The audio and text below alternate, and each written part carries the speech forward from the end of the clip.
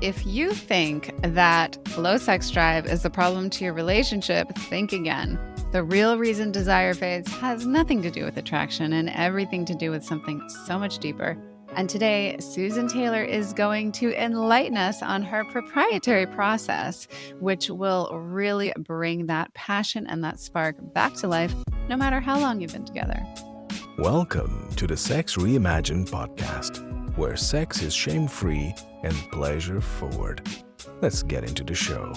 Welcome, Susan. Thank you so much for having me. I'm so excited about our conversation today and really excited to talk about this topic around, the low desire, which I think there's such a myth around that and so much misunderstanding. So I'm really happy we're going to shed some light on that today for your listeners.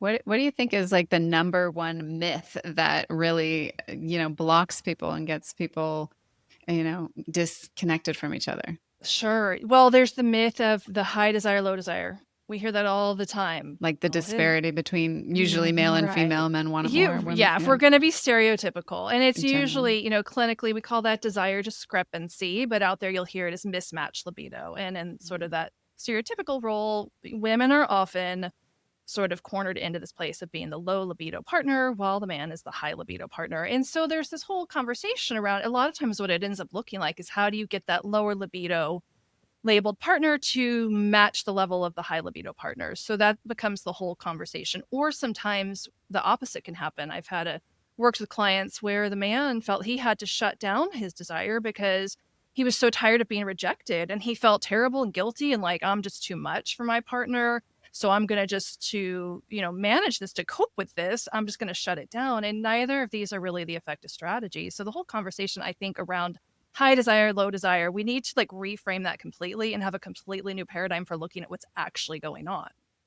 So tell us how we reframe that. Yeah, give us the reframe. What is actually happening? Well, so there's really three roots to this problem, how I see it, like three causes of what creates this desire discrepancy. And one of the main ones is a lack of connection to our direct pleasure pathways. So the inability to actually access our own desire and our own pleasure. So there's a whole lot of things that feed into that. This is one of the things that I help my couples with at my couples retreats that are the pleasure keys, which I know we're going to talk about pleasure keys today. But really helping couples be able to actually come into their own bodies and being able to access what's called direct pleasure. So we have two pathways in our bodies that we experience pleasure. There's the direct route and the indirect route. And what tends to happen a lot is we get overly dependent on the indirect route. And that can cause kinds of challenges. So the indirect route is like, if I see my partner having a good time, then I get enjoyment out of that. The use of pornography, for example, is another form of indirect pleasure. It's coming through the visual cortex into the brain, and then we get aroused from that, or we experience enjoyment from that indirect route. So there's nothing inherently wrong or bad about this. We want access to that pathway as well.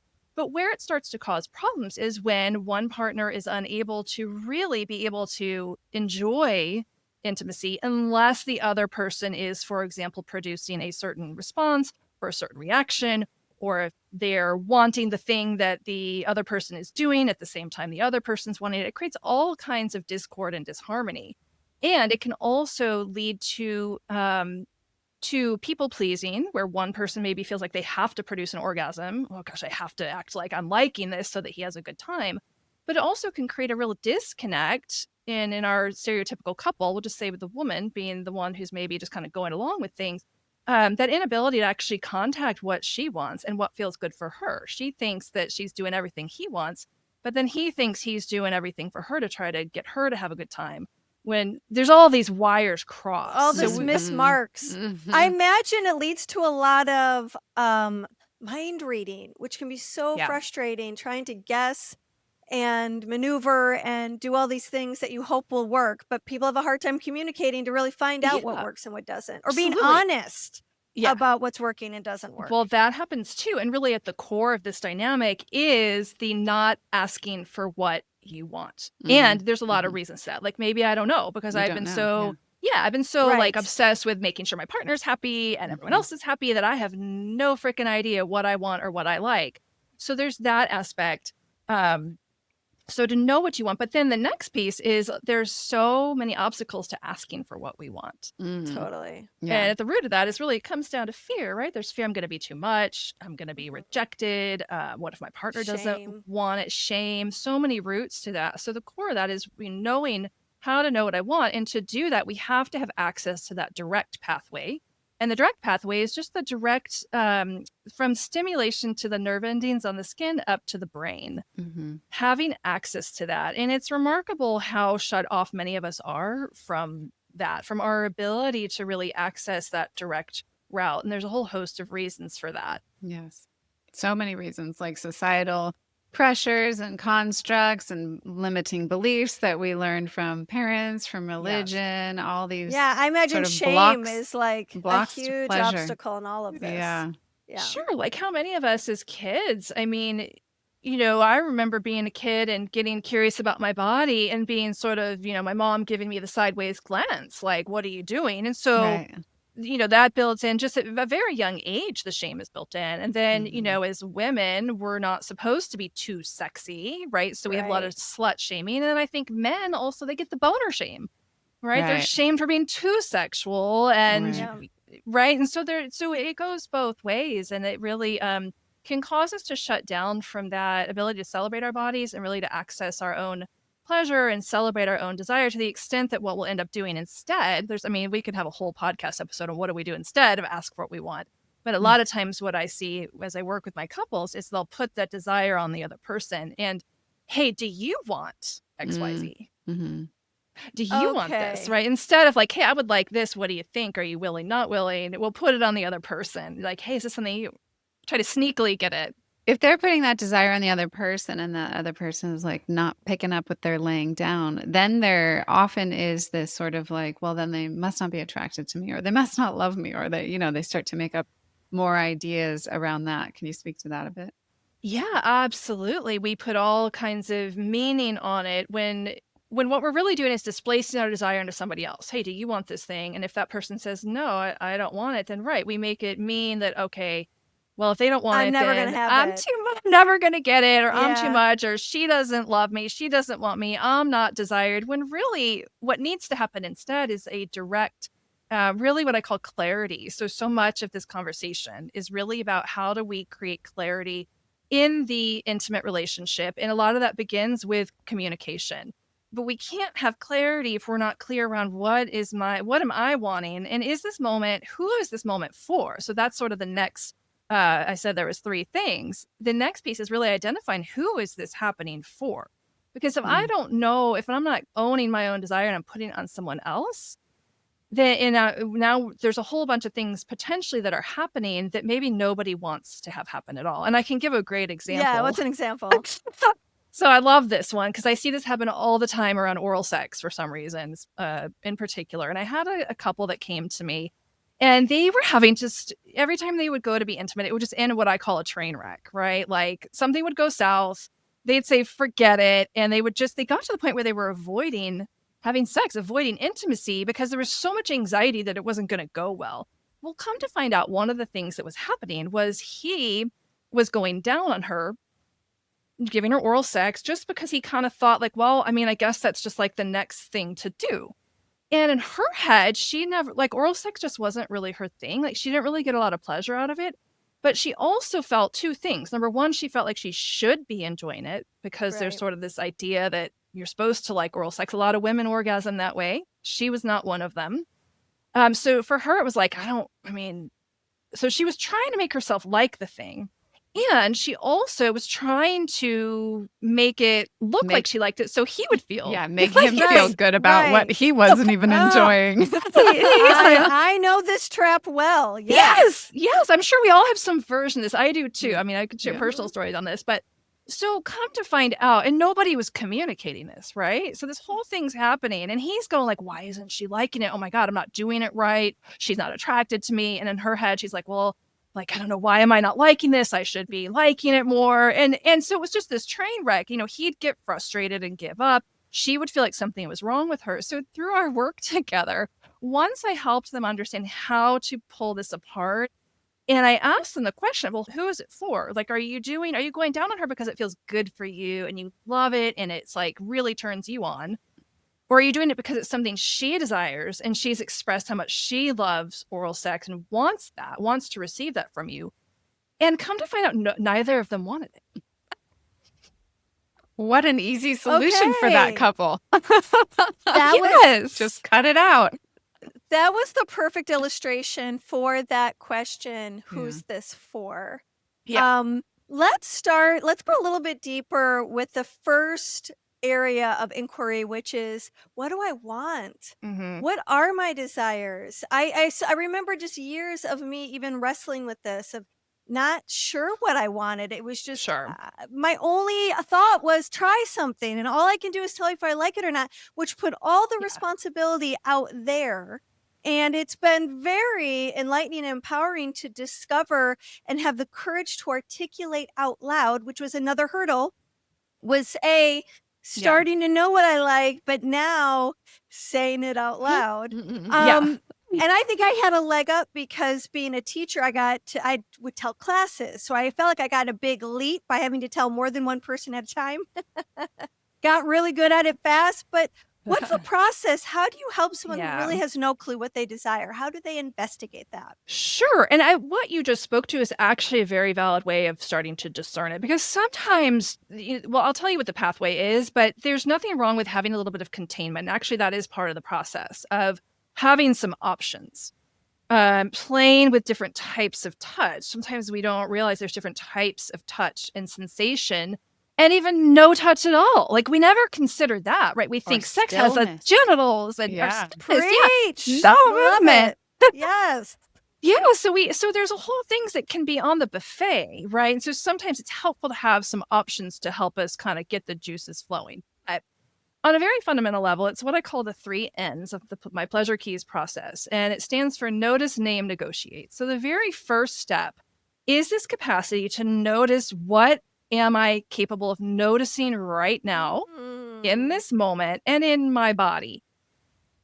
Can I take a minute and just pay attention? If I were to close my eyes right now and I would ask you to do the same, can you just notice, what do you feel? What sensations are currently available to you as you scan your awareness through your body? So right now I can feel the weight of my legs against this chair. I feel the cool air actually on my skin over here. And so I'm starting to just exercise that muscle of noticing. And what that helps us to do, what we're actually doing is we are beginning to expand that access into the direct pleasure route. So I'm starting to exercise that muscle, which just starts with that ability to notice. And from there, I can start to notice if we're going to involve, if I could find pleasure right now in my body, just a place where pleasure is already existing. So I'm not trying to manufacture anything, and there's no actual partnered touch happening. Can I just find and locate a place in my body right now that feels good, that has a nice feeling to it, something that's enjoyable or that feels spacious and not contracted, right? So finding enjoyment where it already lives. And the next step to that is the ability, can I name that? So I might identify a part of my body maybe that does desire some kind of touch or a need that I have. And what I can do then is I can name it. I can notice right now, I would love a little neck massage. I would love some attention here on my neck. Or I would love I could say to my partner, for example, I would love if you would just sit across from me and just look into my eyes. Or maybe there's something else I need. What I need to hear right now is that you love me. So I can start to identify what I want or what I need or what I like. Right. And I can't do that if I don't have connection to that ability to start to notice what's happening right here within my own body. So the second piece is the naming of it. The third piece, that third N, is the negotiation. And there's a lot of ways negotiation can happen. And no, it doesn't have to be like a business meeting, though it could be. It can also be like very sexy. But negotiating is really just the art and the skill of being able to bring that into the relational space. So this is where that overcoming the differences in sexual desire discrepancy, it really comes down to this ability to have the necessary skills to do these 3 things: notice, naming, and negotiating. And within each of those 3 ends, there's a different skill set that we're developing. A lot of people try to go straight to the negotiation part when they haven't done the very first part of the noticing.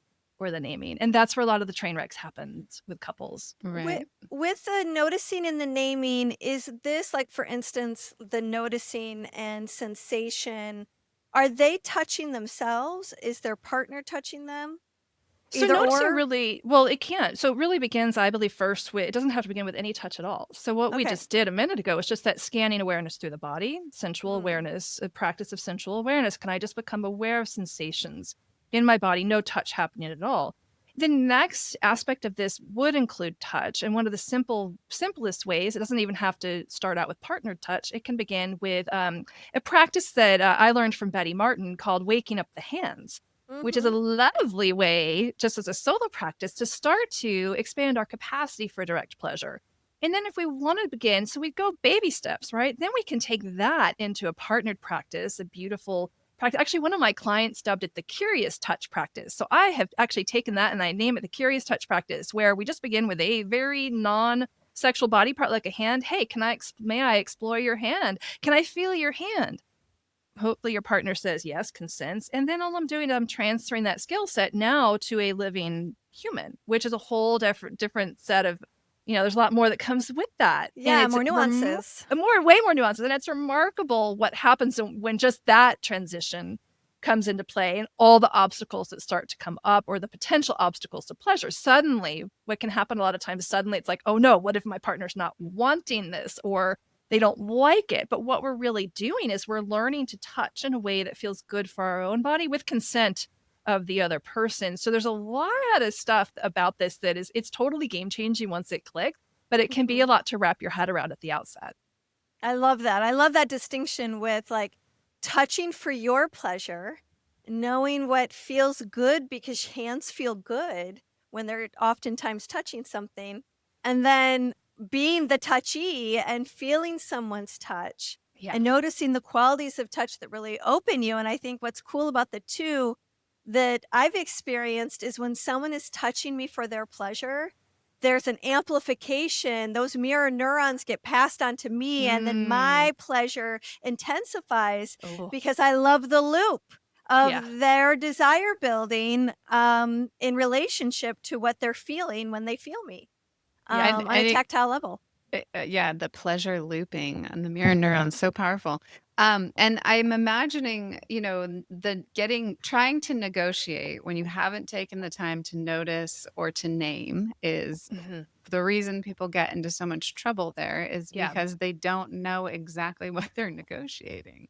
They haven't found the truth of what's happening inside of their own bodies. And the noticing feels like very presencing, just like getting into the present moment, getting into your body.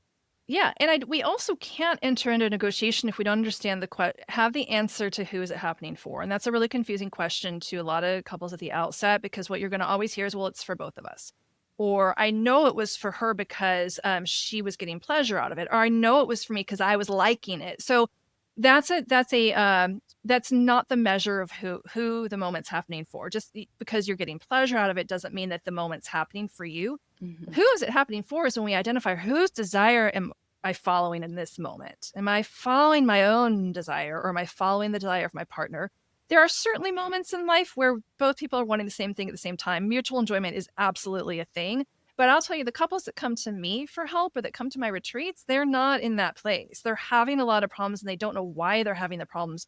And this not understanding the nature of desire and who it's for and whose desire am I following at any one time is really at the core of that. And to get to that answer, we have to have the answer to that first question of noticing. What am I able to notice right now in my body?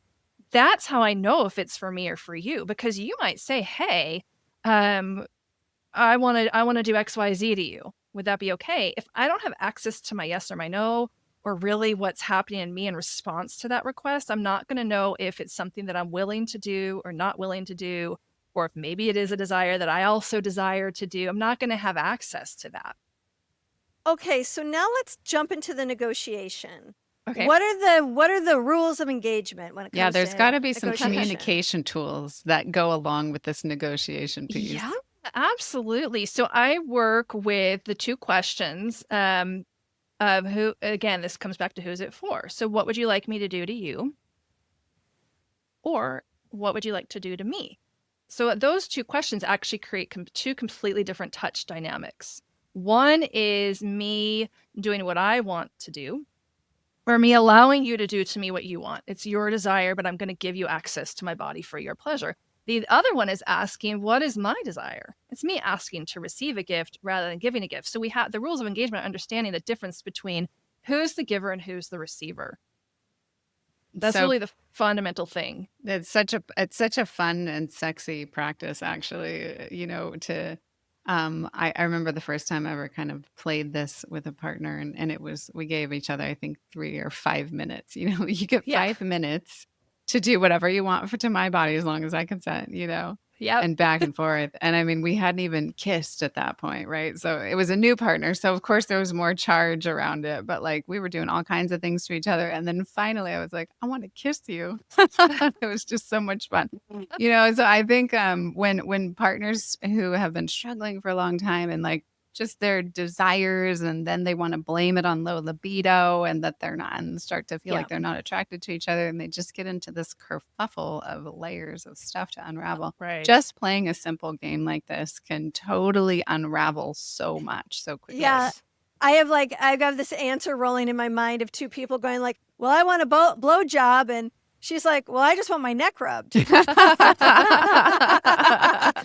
So how do we then go from answering those questions to the next step in figuring out what we engage in, especially if, you know, you've got one person who really wants the sexual, another person who's all wrapped up in ropes around their ability or desire to be sexual. They might have to start at like non-sexual touch first. Absolutely. And so let's just take, that's a great example. And that one, actually, that happens all the time, right? Well, first of all, like, you know, there's really often a desire to escalate this. We start very, very small when working with couples. We don't go straight for the genital or the sexual touch right out of the gate, because it comes with so many other bits of baggage and it escalates. So it's backing way up first to develop the skills of negotiation first, because what can happen if there's too much too fast, we're going to default into the old modes of like, okay, he wants me to give him a blowjob, so I'm just going to do it because that's what I'm supposed to do, or that's going to keep him happy. Or I even had some clients once, they're like, well, in the spirit of doing the game, you know, I just did it. I'm like, that is absolutely not the game. That's you're missing the spirit. point of the game. Yeah. The spirit flew right by you then. It flew. On it went. Yeah. Well, that's hard to do, right? Because there's this piece, I think, in partnership where it rocks your survival to have these types of things confronted. Right. If I can just give you a blowjob, then it settles my nervous system down to think that our marriage is in threat, and we're headed to being broken, and now we're super messed up, and I just want to have a little bit of space where we feel okay before the next thing. Yes. So we do end up saying yes when we want to say no. Right. And that is a bad habit. And how do you address that? Yeah. So we want to get out of that habit. And because it's an unconscious habit at that point. It's a conscious of tolerating or being obligated. So we're trying to undo that. And the only way to undo that is through clarity. So all of this is about creating clarity. I think I probably already said that. But part of that is if we can bring it into the light, then it can become a conversation of, well, right now I don't feel like sucking your dick. I'm not really willing to suck your dick right now. But what I would be willing to do is XYZ. Mm-hmm. Or the conversation could also be, you know what? I don't really want to give you a blowjob, but I would be totally willing to do it because I love you. And like with an open heart, I'm full on willing to give that to you as a gift. So this is really about limits. So that's what we would call learning how to identify our own limits, so that I can identify, is it something that I'm willing? Am I willing to provide that? Meaning I'm not tolerating, I'm not doing it just out of obligation. My heart is open. I'm really genuinely willing to give that. Or are there some, there's some sticky points on that? I would kind of be violating something in me. I don't even have to know what it is if I were to provide that. But maybe there's something else that right now that I am willing to provide, that I could give you with a full open heart. And could we renegotiate this ask so that it could be something that would make you super happy, and that also I could give with a willing heart? So it's this is always necessarily easy, but that's the art, and that's the skill, and now it's conscious. So it's not something that's happening in the shadows or unconsciously, and that's the fundamental difference. What do you think about, like, transactional agreements? So I had a boyfriend once, and we had so much fun with this, so I just wanna, like, put my hand up that this was a great transactional process for us. But I noticed he would want something, and I would notice I don't feel like it. I'm not really don't want to. But if you do this thing for me, I notice that I want to. And it really felt like an authentic thing. How do I get to my yes? Oh, I need something in order for my no to turn into a real yes. And Oh, then I I would show love up it. with total enthusiasm. Yeah. But I had to kind of figure out, well, shit. I mean, I do want you to have what you want. I just don't want to give it to you until I get something that I want. Sure. But that, Yeah, I love that you just brought this in as an example, because that's another part to the negotiation is we can ask this question of ourselves or of our partners. What would I, and I'll do this, what would I need right now so that I could, Mhm. right? So either person can ask it of the other. What would you need right now? Is there something I could give you or do, or that you could give to yourself or do for yourself so that you would feel like doing Mhm. XYZ or giving XYZ? And that is such a beautiful question, because then it doesn't have to be the end of the whole thing. And that's where a lot of couples, the train wrecks, right? And then it's just like, forget, let's call the whole thing off. It's just like game over, instead of like, okay, that was a little funky and a little weird. Let's slow down. Don't know what Yeah. happened there, but let's just slow down and let's just see, like, okay, is there something that I need right now so that I could relax a little bit more, so that I could provide that thing, or so that I could ask for the thing that I need? And I can either Mhm. give that to myself or ask for that from my partner. That's the Yeah. beautiful thing. It's not always something that my partner has to provide. Sometimes it's just that I need to ask for the thing, or I need to Yeah. take a deeper breath, or I need to slow down, right? It's something within Right. myself. Right, like, I need you to go deal with the kids, I need a bubble bath, Yeah. I need to be I need a able to hot have a tub soak. transition. Yeah, yeah, yeah. Yeah, I need you to take out the garbage, clean the kitchen, empty the dishwasher. Yeah, and mop the floors and Yes. cut the grass. Or I need a new laptop, whatever it takes, or I just need you to say, "I love you," and pepper me with adoration and gratitude or whatever. Yeah. Well, Well, okay, good. well, now it's like we're getting into people asking for their love language to be met, so really like understanding and knowing, is it words of affirmation that they need? Is it acts of service that they need? What is the thing that makes them feel loved and filled up to the point where they want to then generously give? So I'm Yeah. just so curious with the couples that you work with, like, let's say a couple's been they start coming to you and they have been at a disparity inside of their marriage for, 10 years or a long time, long Mm. period of time. Like, what's the general, like, how do you kind of meet them where they're at and Mhm. then, slowly or quickly bring them to a place of where they are actually having fun with these practices? Like, what's the Yes. time frame? What's the protocol? How do you weave this magic into what seems Yes. like broken marriages? Well, yeah, in terms of format and time frame, I mean, I think the best way that I love to work with couples is through the immersion experiences, the Pleasure Keys retreats. I just see it's a 3-day, 4-night experience where you're just able to really dive deep and really make a lot of progress. So that's like my favorite way. It's not the only way. Otherwise, I can see it for most couples, it's a 4 to 6 month journey. If it's more of like a traditional meeting once a week type of thing to get the skills really built in. And there's stuff that has to be done outside. There's so much that can be done while we're working together, but couples have to be really willing also to where the rubber meets the road is implementing and setting time aside, because you're developing a whole new skill set. And fun is the name of the game. And it all begins with, there's so much, there can be so much resentment that's built up in a couple that's been together for a long time. And there's been a lot of things that have happened over the years, and, um, Right.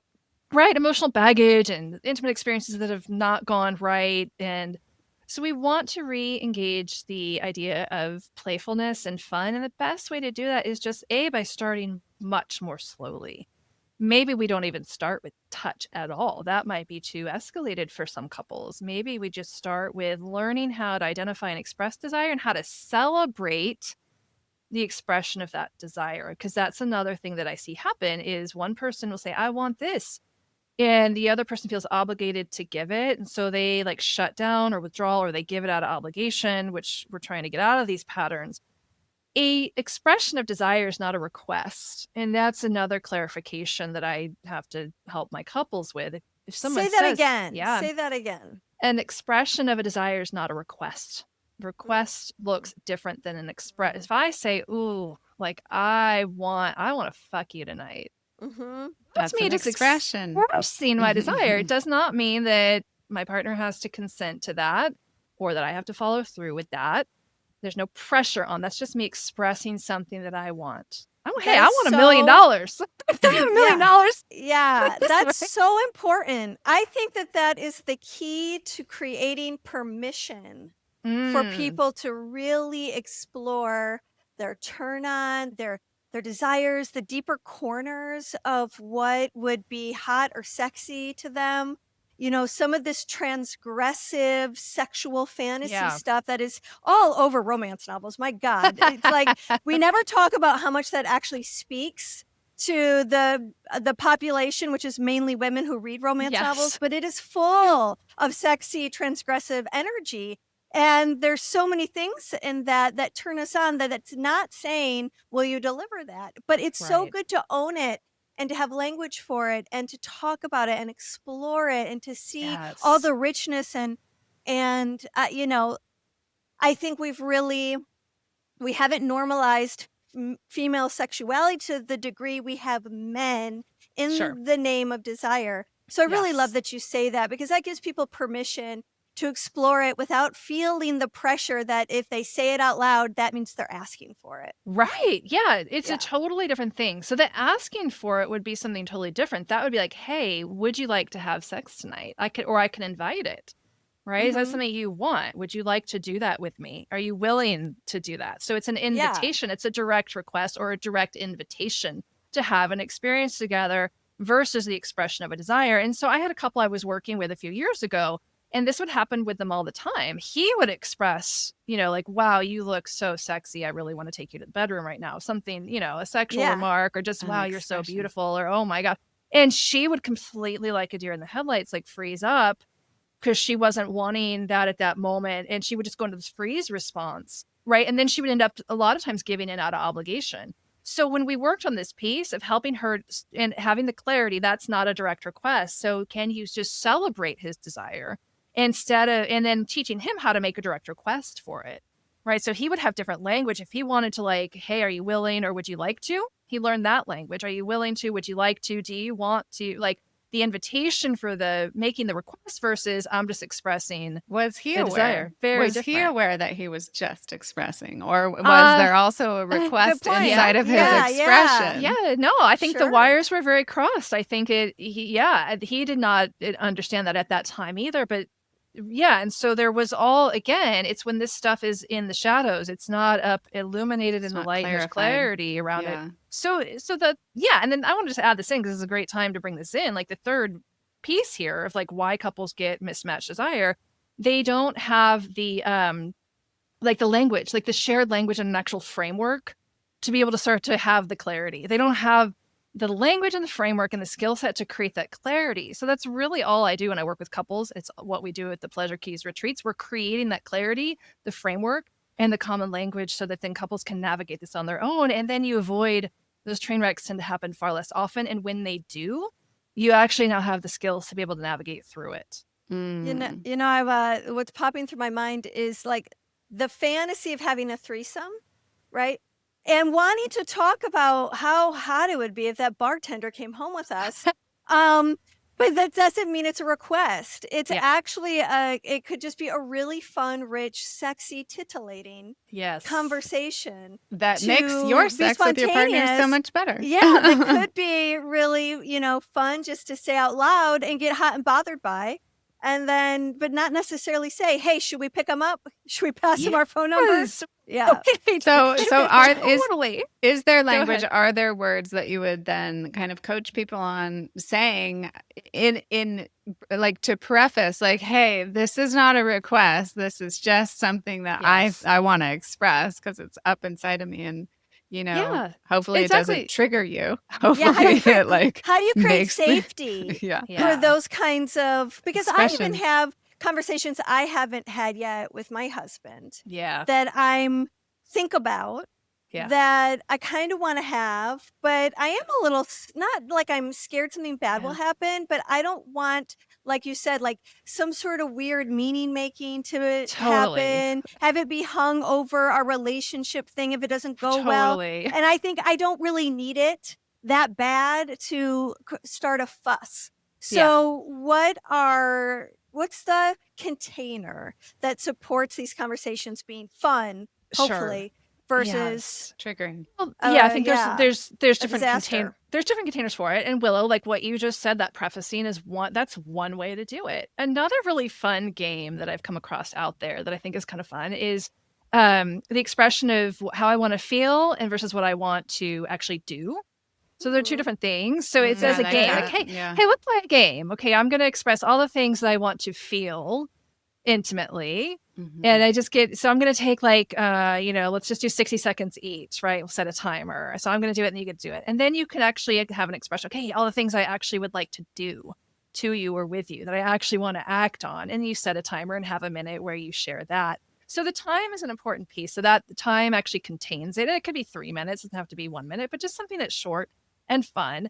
And I think that you do have to have a certain understanding already in place, like you said, Willow. Like, we don't want to bring stuff in if our partner is really going to be super triggered. We want to be sensitive to, I would get curious about what those triggers are before I ever would do something like this. Yeah, absolutely. What are the triggers? It doesn't mean I want to open the relationship, if that's a big trigger for somebody. Right. We might want to just get curious about that piece first before we like launch off the deep end and start expressing, let's bring the bartender home. Right. I feel like there's so many unexpressed desires, even outside of sexuality within long-term couples because of this idea of like, well, I just know how they're going to respond. I know how they're going to take this expression. I've tried it before. So the samskaras, like the old imprints from previous years in the relationship, and that shuts down the expression. So what would you say to couples who are kind of stuck in that, like, I'd like to express I'm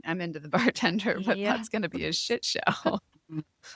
For days. I love this bartender thing. I do too. Who's this bartender? I think he's Irish too, by the way. Oh yeah. Or she could be Italian. We don't know. Okay, even better. I think we have to. Well, there's a couple things on this. We have to be willing, I think, to see. We create so many stories, especially in long-term relationships. Stories about ourselves, stories about our partners, stories about the way that things were and the way things are. That can I stop for a moment? And I think one beautiful practice, can I just see the truth of my partner's heart? That I know that he or she loves me, he or she cares about me. Like really, if that's true in your relationship, which I would hope it is if you've been together that long, not maybe always for everybody, but can I see their true heart? Can I practice to give them a chance to be somebody new? So there's that piece, right? Can I give them that opportunity to be somebody different than how I am limiting them through how I'm seeing them? I'm not giving them an opportunity to become somebody new for me if I'm only seeing them through the eyes of the past. And the second piece is the willingness ourselves to show up differently because we get stuck in our own patterns and our own limiting beliefs and the negative self-talk that can go on inside our heads. Can I just tell that to shut up? And can I give myself a chance to be somebody new? Can I be so self-responsible and accountable for my own experience that I am willing to show up differently and that I'm willing to trust the moment and trust my partner to perhaps be somebody new and different also in that moment? We might really be pleasantly surprised. So good. Tell us about the somatic therapy interventions that have been successful for you. And maybe first explain what is somatic therapy for those listeners that may be unfamiliar.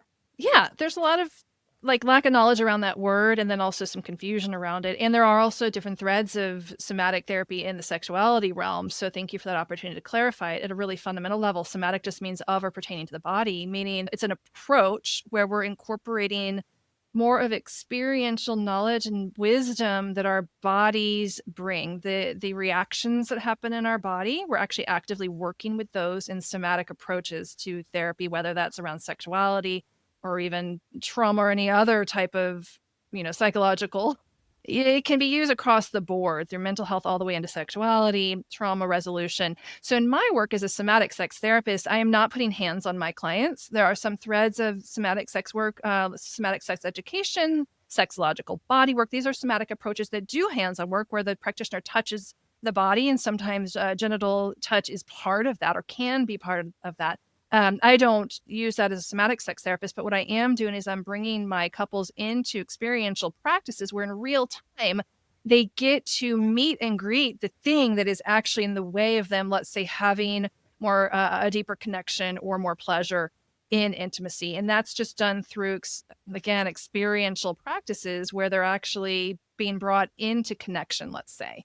How we might do that might be through using breath, through using eye contact, and then using different practices that help develop that first skill of noticing. There's multiple practices I use that are done in a solo practice, but also in the relational space, how we start to bring in that noticing relationally and being able to use our voice as part of that. So yeah, that's it.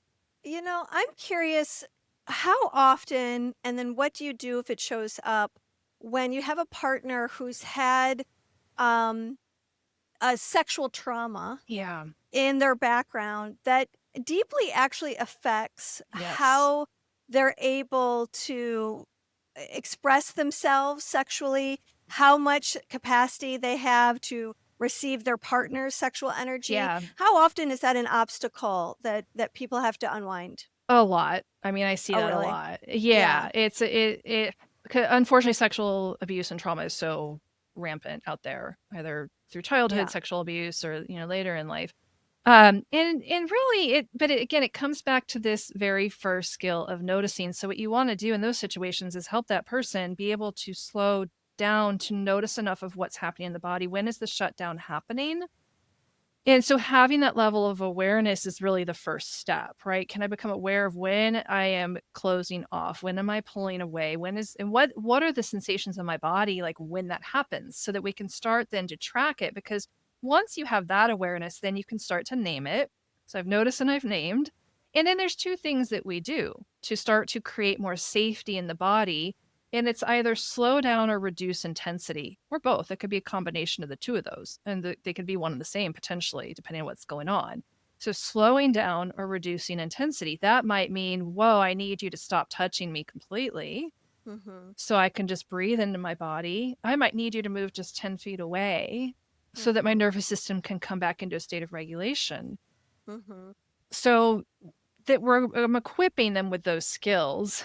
And so there's several things happening there, right? But once they learn how to have sort of control and authority over that, then we can sort of gradually increase intensity at their discretion. They're in control of that. How far, how close, how fast, where is the touch happening? Learning how to really what's called choice and voice in the somatic sex education world, empowerment of choice and voice. So choice is about having choices, that I always have a choice to say yes or no or maybe.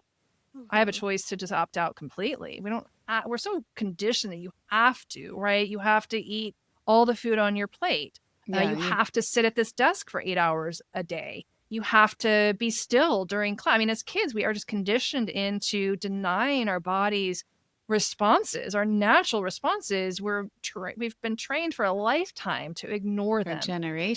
For generations, and more so even with women, right? To quiet the voice, to be seen and pretty, but not to be heard. I think the expression for women is probably one of the hardest places too, because it's like if the throat gets shut down or the vulva or the vagina gets shut down, they're such a mirror image of each other. And so, if there was sexual abuse, if there was, or even just a dominant parent that went, that suppressed your voice and all of the things. Or even just not like encouragement inside of sexuality, like maybe just living in a suppressed, Catholic household or whatever it was. Sure, just this society in general. I mean, the Puritan influences in our country are so unconscious, right? I mean, we're really founded on like the denial of pleasure and the hard work ethic and no pleasure until you've worked really hard. And we don't even, I'll tell you this crazy realization of this. When I was a little over 20 years ago, I took a trip to Nepal which was fabulous. But it was so insane there. Like, I realized all my American conditioning around this in this very way. So in Nepal, they'll serve you all this food on a plate, and whatever you eat first, they come around and give you more of that thing. Oh, but really? So I was so conditioned, like, well, I don't really want to eat the carrots, but like I'm going to eat them first, so then I can get to like the good stuff later. But what would happen is I'd eat the carrots and they'd come and they'd bring me more. I'm like, well, shoot, why are you bringing me more? So I didn't understand. So once I caught on to like, oh no, you eat the stuff you like first, and then they bring you more of the stuff you like, and they don't bring you more of the stuff you don't. But this whole thing went off on me of like, wow, like, I mean, I was so unconsciously conditioned to like eat your peas before you're do the hard shit first, then enjoy the pleasure. You don't get any pudding if you don't eat your meat. How can you have any pudding if you don't eat your meat? That is so funny. I also did the same thing my whole life until I realized I'm eating the best bite first. Yeah. The best bite, because you can always taste the first 3 bites are the best bites. You taste them. Your mouth is so yummy. Okay, so I want to, this isn't a pushback, but it is a counter. Sure. And I want to preface it by saying I agree with everything that was just said.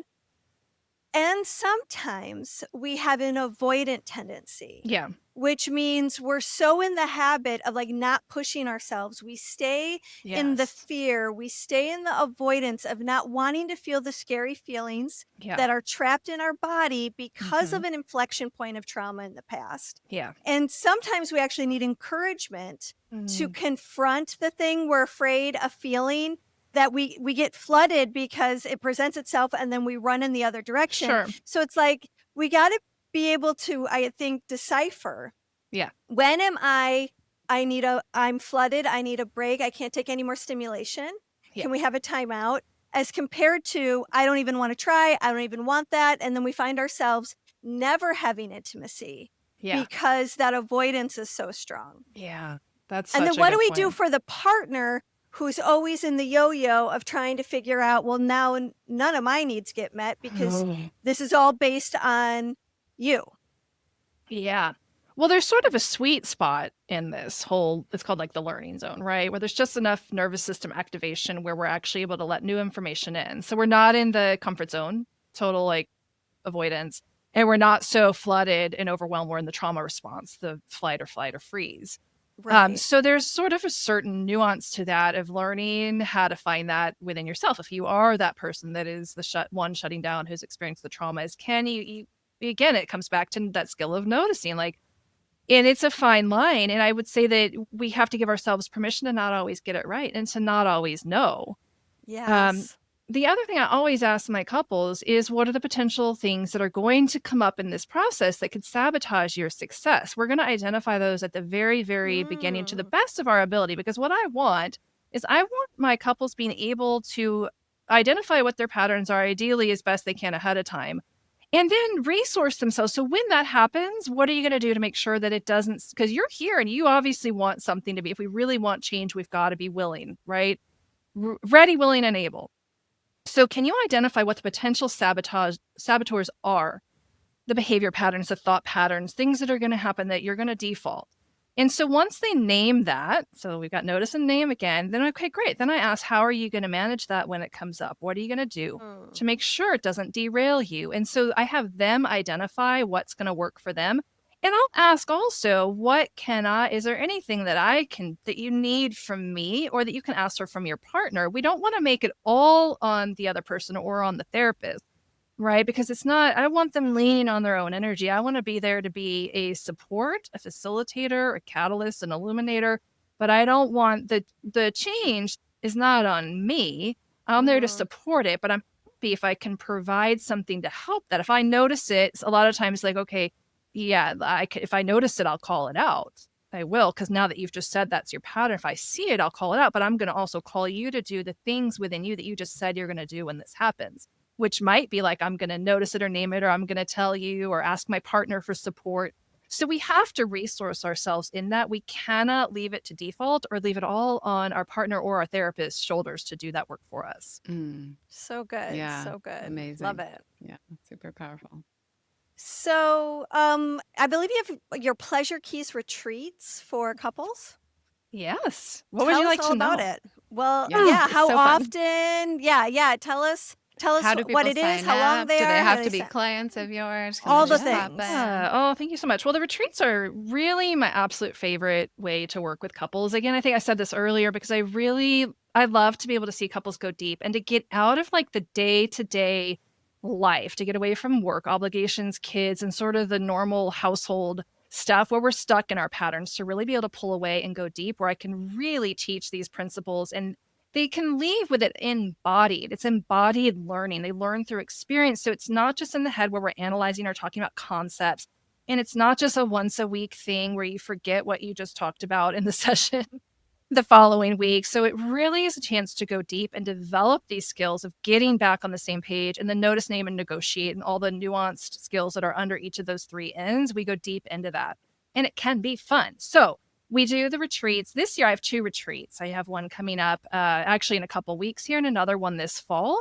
And we'll be doing them about 4 times a year. So kind of a couple in the spring and a couple in the fall. And then So how the many best couples way- usually come to these retreats? Yeah, I cap it at about 10 couples. So it Okay. is intimate, and I do that on purpose to keep it intimate. And yeah, and so there's lots of time for the couples to connect. There's a lot of time in the afternoon. We do the teaching from about the morning into the early afternoon, and then afternoons and evenings are open. So I don't like to have like where it's all crammed in and you're Yeah. exhausted at the end of the day. Right, Lots of right. breaks, and there's food and Integration time. yes, and beautiful. Our next one is going to be in Gatlinburg, Tennessee, in the Smoky Mountains, which is just absolutely a stunning location. If you've never been, a beautiful place. We'll actually do our one in the fall there as well, and then we'll be having some other locations coming up in 2026. That's And so where do you call home? My home is the Western Mountains of North Carolina, so I'm about an hour west of Asheville, up in the beautiful mountains here. I love it. And then you also work one-on-one with couples or individuals, or just couples? I do. Yeah, I do work with individuals. I'm a specialist in women's sexuality, so I primarily will work with women as individuals. Then I work also with couples in private coaching, and I work with couples around the world. I do virtual coaching. great. And Great. how can people Yeah. find you? Thank you so much. Yeah, all of my stuff lives at pathwaytopleasure.com. Nice. I love And it. you have I believe you have a free gift for our audience. I thought I saw I- that somewhere. yes, Can I you tell us do. about it? Yeah, so I have a free ebook if anyone would like to go a little bit deeper on the conversation around the pleasure keys and actually have some practical things that you can do today to start to implement and develop the notice, name, negotiate. So it's a free downloadable ebook at pleasurekeys.com. And really the goal of that is to give you a taste of some of these principles in an experiential way so that you can deepen connection, increase orgasmic potential, and start to get back on the same page, creating mutual fulfillment for the long term. Wow. Beautiful. Thank you So so amazing. much. Such a pleasure to be here with you today, Susan. Thanks for Oh, and let's coming. talk about your podcast, Susan. Oh, yes. Oh, my goodness. I always forget about the podcast. Sex Don't forget Cafe about the podcast. We were I on love- your podcast. Yeah, we're on the podcast. Yes. It was so much fun with you guys on there. We had such a great time. Yeah, Sex Talk Cafe. It's on all the platforms out there. We do juicy conversations on sex, love, relationships, embodied sexuality, all kinds of great topics. And these 2 amazing women were just on, and we'll be getting that episode published very soon. So join me over there at Sex Talk Cafe.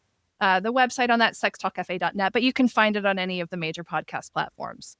Awesome. And we'll have all the links on the show notes for all these goodies. Susan, after our recording with you on your show, Will and I hung up going, we really like her. She could be our friend. So I thank you texted, so I told much. Susan that. She texted me back. She's like, I had the same thought. Yeah, it was really Good. great. Yes. fun. Yeah. Well, I'm looking at the Bliss Boogie, or the Boogie. What was that thing Bliss y'all sent Boogie, me? Bliss yeah. Boogie. Yeah, Yes. It's up in Come. Raleigh, so it's only about a 5-hour drive for me. So yeah, I'm looking at the dates, and yeah, I think I may try to make it up there. So I'll let you all know. We can meet up. It'd be so fun. Yes, that would be that would be great. fabulous. Love Yeah, it. well, thank you Well- both so much. This has been so great connecting with you, and yeah, such a ton of fun. So I hope we'll be in touch and have more fun Do it together in the again. future. Yes. Okay. Okay, y'all. Much This love. is up next. We have the The dish. dish. So stay Stay tuned. Now, our favorite part, the dish. If you think low sex drive is the problem in your relationship, think again. The real reason desire fades has nothing to do with attraction and everything to do with something much deeper. So let's dish it up. Yes. That was the biggest takeaway from this episode. And it was so refreshing. One of the things I wish I would have asked her was her opinion, if she had an opinion, on spontaneous desire versus responsive desire, and if she plays with that at all, because it's another angle of working with mismatched libidos. And I feel like her system is actually a great way to address that responsive desire versus spontaneous desire issue. But I also kind of like that she doesn't categorize that, because it feels really good to go, this is an obstacle that can be solved, and this is how you do it without having to put labels on anyone. Yeah. Her noticing, negotiating, and naming technique, the 3 Ns, was really, it leaves it a little bit more open. Like, you start with noticing, what are the sensations in my body? It helps you get really present. You can drop into a different level in your nervous system. What are you noticing? Are you noticing frustration? Are you noticing tightness? Are you noticing anger? Are you noticing love and expansion and openness, and then naming those things so that you have your finger on the pulse of what's going on inside of you. And from that place, communicating, her word was negotiating, which isn't the sexiest of words, but she did say that too. But, it is like, relationships can be such a negotiation. It's like, this is what I'm bringing, that's what you're bringing, and how can we, come together in a cohesive way? And I was really pleased to get the approval of my I can get to a yes if I get this, that, and the other thing. Yeah, Like, yeah. you have to ask yourself, what do I need to have a enthusiastic yes to be able to provide that? That technique, you brought up a relationship in the past that you had to use that for. Yeah, and it worked great. I got a computer. I think I got a trip to Mexico. It really, really worked. And I'd be like, okay, 8 sacred spot sessions, for this laptop. It was so fun. And actually, the excitement of being provided something that I needed, gave me so much more enthusiasm to show up so much bigger with so much more joy. It was a really interesting transaction, and I'm so grateful that there wasn't resentment on either side, because that's my fear. People do, and I can understand why too much transactional things in a partnership can really leave someone feeling sour. Then it can just start like to feel like a business partnership rather than a relationship. And I think, in the way that you played with it with that particular partner, it was a fun game that kind of brought you guys closer together. I'm curious if you use it at all in your current relationship. No, because we share everything, all the money goes to the same place, so it doesn't make sense. He can't like buy you a laptop. I have got the access to the credit cards as much as he does, you know what I mean? So it's not like I need him to provide for me in that way. I wonder if there's some other way he could provide for you that would make you, you're already pretty excited to deliver sexually, it seems. So it's not an issue. Right. It's different for some reason. And he doesn't seem to have the same level of neediness. And I use that word loosely, because we often use the word neediness to judge. Right. And I'm not using it in this case to be judgy. But this other partner had more needs and wants for more sexual stuff. And so sometimes I just didn't want to, wasn't in the mood. And so I had to come up with something to help to transform that and transcend that. And this just worked. And we weren't living in a shared household. Yeah, it I think that makes a big difference. Yeah. Cool. Yeah, you're going to learn a lot from Susan. And if you are in a couple partnership and looking for some support, check out her retreats, because they sound amazing. They do. I even thought that would be fun to go do something like that with Matt. It just seems like she gives so many skills and communication, which is like the most important thing when it comes to having better sex, is being able to talk about it and have some space being held so you can say the things that you've been afraid to say. You can take some of those risks. That I'm really was happy with the way she answered that question. Yeah, that was great.